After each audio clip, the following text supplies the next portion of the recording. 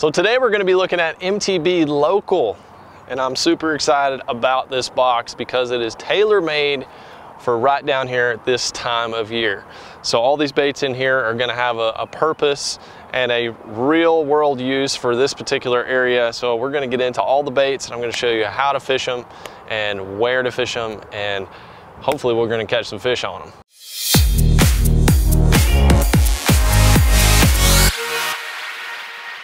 What I found over a decade of fishing down here in Texas is that a lot of the fishing lakes are very similar to nearby states, pretty much the Talo states, Oklahoma, Arkansas, Texas, Louisiana.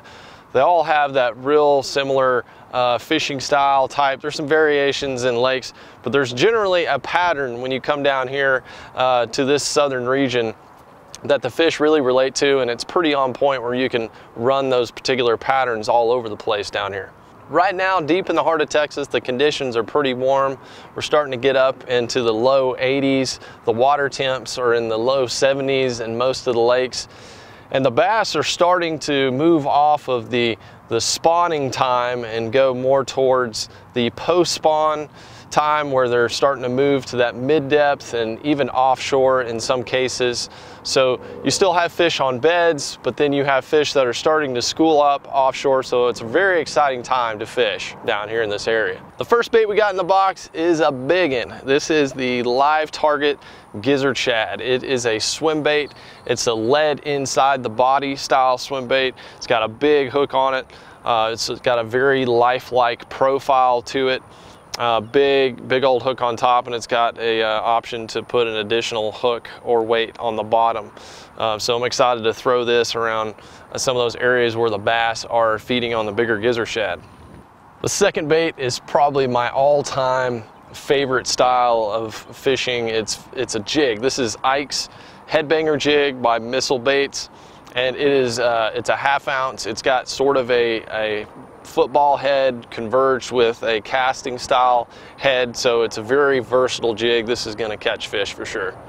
The third bait we have, this is a classic. This is a 11-inch curl tail worm or ribbon tail worm. This is by NetBait. This is the C-Mac.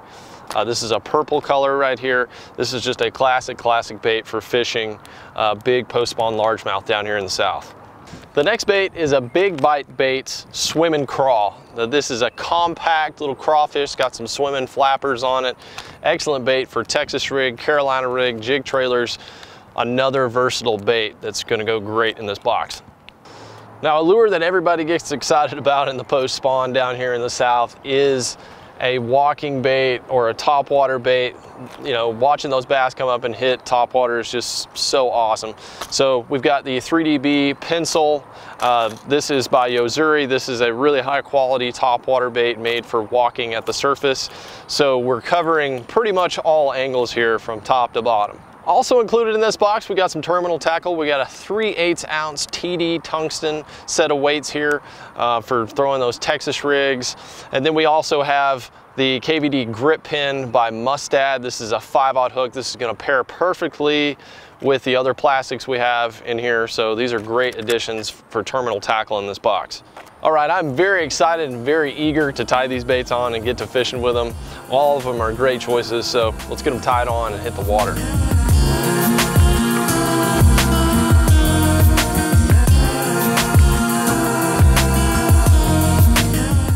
Live Target Gizzard Shad.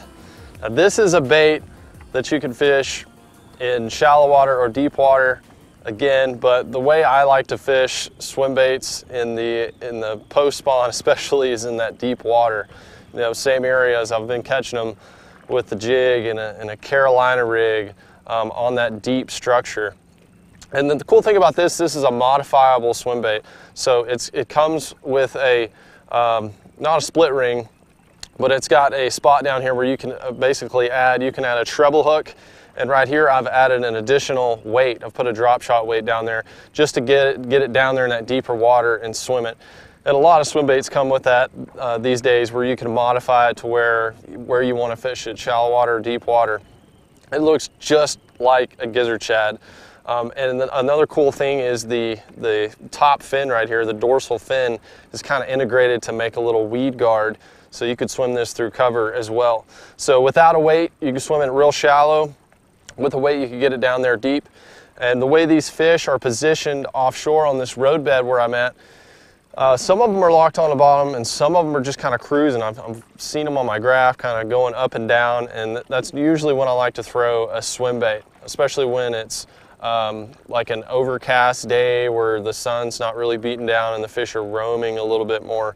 But you could fish it in bright sunny skies as well. It just looks really realistic. Clear to stained water. Just looks just like a big gizzard shad. So we're gonna toss it out there and see if we can get bit. But this is just another way that you can catch them on this offshore structure. And one of the main things I'm gonna look for when I'm gonna throw a swim bait like this is the bait. You know, is there bait around? That's usually a good indicator. And when you're fishing deeper, you can kind of see the balls of shad. Oh, I just had one absolutely hammer it. Didn't eat it all the way. When you're fishing around balls of shad and you see that the shad are broken up, you can usually tell that the fish are feeding on those shad. Another thing I look for is there any of those big gizzard shad around when I'm throwing a big bait like this, because there's a difference between threadfin and gizzard shad. Gizzard shad are a lot bigger. You know, this is a big bait, and if the bass are used to feeding on threadfins, which aren't as big, you know, I'm probably gonna reserve this bait. But if there's gizzard shad in the lake, like there are in a lot of southern lakes, they get huge, almost like the size of a small carp. So this actually isn't that big if they're feeding on gizzard shad. I just had one hammer it right there. When I've got this weight on this gizzard shad, I'm trying to fish it on the bottom. The technique that I like to use, I'll just make a long cast, I'll let it sink all the way to the bottom, I'll watch my line until it hits, and then I'll just do a little yo-yo pattern where I'll reel up a few times when it hits the bottom, and that bait will kind of shoot up. And then I'll let it sink back down again. And as soon as it hits the bottom, just reel a few cranks, and it just kind of creates a yo-yo effect. And when the fish are close to the bottom, it'll really keep it in the strike zone. And it seems like they hit it when it's falling a lot of times. The other way you could fish this bait, and how most swim baits are usually fished, is just a very slow retrieve. If you're trying to fish it deep, throw it out there, let it sink to the bottom, and just start a slow retrieve all the way back to the boat. Or if you're fishing it in shallow water, around grass lines or anything like that, just a slow retrieve under the surface, just a few feet or right next to the grass or whatever you're trying to fish next to. And for whatever reason, that slow presentation on a swim bait usually works the best. So if you have gizzard shad in your lake, which most lakes in the south do, this is going to be a good bait to throw in that clear water. Anytime you've got bass that are feeding on shad, see those bait balls on your graph, just basically anywhere that the bass are actively feeding on those bigger bait fish, this is a good option for you.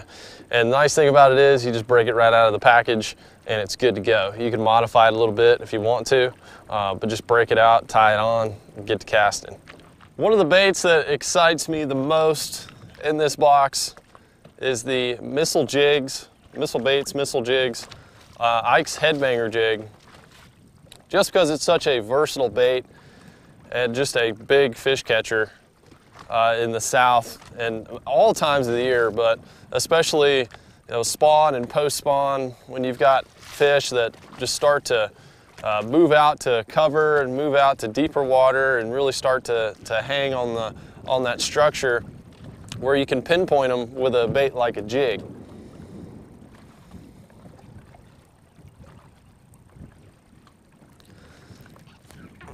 Here's a fish.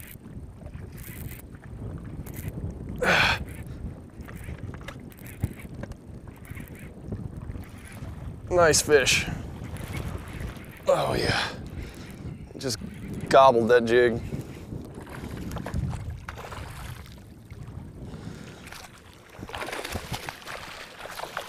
Big old bucket mouth. Big old southern bucket mouth bass. That's my first cast with that jig. He absolutely munched it. Come here. Ah, look at that. Take a look at how he's got that jig down in there, man. So that is why I like fishing a jig, and this headbanger jig is absolutely awesome. Look how thick and healthy that fish is. That's a nice bass. We'll let it go. Well, that's how I like to start out fishing a jig right there, is with a nice 4 or 5 pound fish like that. But you know, this jig is really excellent because it's so versatile. It's got a unique head on it. It's got a triangle head, which could be fished similar to a football jig, or you could drag it around shallow cover as well. That's the great thing. You could fish this in 4 or 5 feet of water all the way out to 20 feet of water. And that's what I'm fishing right here. This is what I get excited the most about. Post-spawn, when fish start to move away from the bank, is fishing things like this road bed that I'm on right now. So out on these road beds, you can drag a jig like this Ike's headbanger jig, and it's really designed to go down there to the bottom and it'll stand up. And when you put a Craw trailer on there like I have on this one, it really has a good presentation. It looks like either a bluegill or a crawfish down there. It doesn't roll over like a flipping jig would. It really has that nice stand-up posture to it. This bait also has a really low-profile line tie, which I really like. It's got a good sharp hook. It's not a really thick, like big flipping hook, so you can still drag it in deep water and get a good hook set on there. And this peanut butter and jelly color is just, that's probably my #1 color for fishing jigs, especially when there's bluegill and crawfish in the lake. I love black and blue, but peanut butter and jelly just represents just about all those other prey species that are down there. So green pumpkin craw trailer on there with that PB&J, you can't beat it. This is a 1/2 ounce right here as well. This 1/2 ounce you can fish, you know, 5 feet out to 20 feet of water. That's a 1/2 ounce jig. It's just a deadly weapon in your toolbox when it comes to fishing in the South in those spawn and post-spawn months. The gear I'm using to throw this jig on is a heavy rod, a heavy fast action rod. I'm using a 7-foot right now, and I like that for you know, anywhere from fishing kind of shallow out to not too deep. I like a little bit longer rod when I'm really dragging a jig, like a 7.3 or a 7.6, but this 7-foot's really versatile where I can do both with it. And I've got 16-pound fluorocarbon line on there. Now that's a little light for what you think about flipping, but this head design on this jig is really more designed to kind of drag close to cover or around cover, not exactly flipping right into the cover. So that's the reason I'm using this 16-pound fluorocarbon line. The water where I'm at is fairly clear. It's got some stain to it, but 16-pound test is a really workable, long casting diameter, and the fish don't shy away from it. So it's a really good combination. And I always fish a high-speed gear ratio reel when I'm throwing a jig, just because the fish will usually pick it up and come at you. And it just really pays to have that high-speed gear ratio reel where you can get it in quickly, catch up to that fish. Another great way to catch fish in the South, if you got stained water, or even clear water for that matter, but there's something about a purple worm that just catches them, catches big largemouth. And this is a C-Mac worm. This is an 11-inch worm by NetBait. It's basically just a ribbon tail. It's got a good meaty body on it. And this bait is designed really to fish on a Texas rig. You can fish it on a Carolina rig maybe, but Texas rig is key. It just really presents a big meal that big largemouth like. I'm gonna rig this on the 5/0 Mustad grip pin hook. And I've got a 3/8 ounce TD tungsten weight on here. I've got it pegged. And that right there is a great bait to fish in deep or shallow water for that matter. One of my favorite ways to fish it is on pole timber. If you've got pole timber in your lake, that's really good, but you can fish it on a variety of different situations. Brush piles, it's excellent. Road beds, bridges, all sorts of things where bass start to move into that deep water or even mid-depth water zone. That is the key place you want to fish this lure. I can't stress it enough, but it just presents a big profile. Big fish can pick it up, little fish can pick it up too. I mean, I would not be intimidated to throw this bait at all. A 2-pound bass will pick this up no problem. You just want to let them chew on it for just a few seconds so they can get the whole thing in their mouth.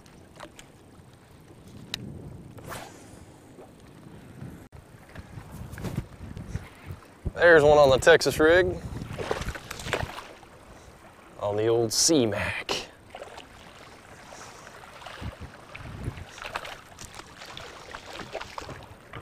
And not a giant bass, like I was saying. You know, that's a 2.5-pound bass right there. No problem eating that worm. Good fish. When you're fishing the C-Mac worm or any other big worm like this, you know, rather than dragging it like a jig and a Carolina rig, I really like to fish it more so hopping it, just little short bounces, really get the tail of that worm working. It's got that big long ribbon tail and you might as well hop it and really get it moving. But because it's a big plastic bait, you definitely need some heavier gear than you would a smaller soft plastic. I'm throwing this on my same rod I was throwing a jig on. This is a 7-foot heavy action rod, so it's got a lot of backbone to it. And again, I'm throwing this on 16-pound fluorocarbon line. Fluorocarbon's got a low stretch to it, so I can take that low stretch and really transmit it into getting a hook set through that thicker, bigger plastic. And that grip pin hook, that's a great hook for fishing around heavier cover or fishing a big bait like this where you need heavier gear. So it'll really hold up to setting the hook hard, and it holds up to big bass more importantly. So that's the idea. Just bigger worm, bigger gear, you get a bigger hook set, and hopefully get a bigger fish. Another one of the baits in the box that's really versatile that you can fish a variety of different ways is the big bite bait swimming craw. You know, you could Texas rig this, you could put it on the jig like I just had on the Ike's Headbanger jig as a trailer, or you can even put it on a Carolina rig, which is what I'm about to do here. Carolina rigging is another excellent way to target fish after the post spawn on this deep structure. You know, I'm fishing out here in about 15 to 20 feet of water, and this Carolina rig really helps keep the bait on the bottom, especially when you start getting a little wind. It gets harder to feel a Texas rig or a jig down there. So I've got a 1-ounce tungsten weight on braided line, 50-pound braided line. I got a 15-pound fluorocarbon leader, and I'm using the Mustad grip pin hook. Matches up perfectly with this swimming craw. So all I got to do is just throw it out there and let it drag on the bottom, and having that real heavy weight on there helps me keep that bottom contact, which is really key when you're fishing a little bit deeper.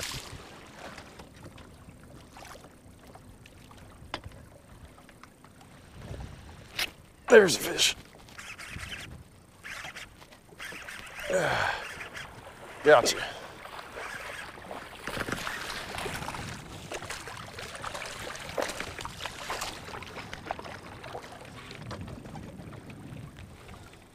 Almost got him. Well, he almost bit me like right under the boat. I was getting ready to make another cast, just dragging that bait right under. I let him have it for a second, since that last one just took my pinchers. There's a nice fish. So that's one way you could fish this craw. You could also fish it on a Texas rig, and like I showed you on the Headbanger, it makes a great jig trailer. So this is a awesome bait to you can fish it so many ways.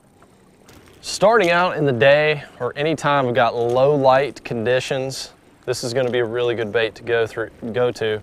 So this is that Yozuri 3D Prism walking bait. It's basically a pencil style lure that you could walk side to side. They call that walking the dog, when the bait just goes left to right, left to right, left to right. And This is a great bait to go to when the fish start to get a little bit more aggressive on shad, or it's a little windier, or they're in a little bit deeper water. It has more sound and more action than your traditional pop-R style bait. So it'll bring those fish up out of deeper water. And if it's windy, if it's not too windy where you can get it to really walk, you can really get in that chop on a windy bank, and this bait will perform a lot better than like a pop-R will. Plus you can really cast it a long ways. You know, since this bait is fairly heavy and it's very aerodynamic, you can also cast it a very long ways, which makes it great for schooling bass or just covering water very easily. Because it's got that prism on the inside, when you walk it, it really has a lot of flash to it.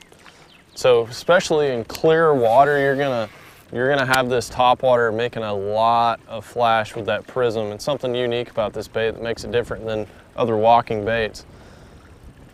Right now I'm fishing this next to a grass line, but other areas that would be good to fish it around are seawalls, backs of pockets and coves that have any type of grass, like submerged grass, hydrilla, milfoil, things like that, or even just clear water, rocky areas that have shad nearby.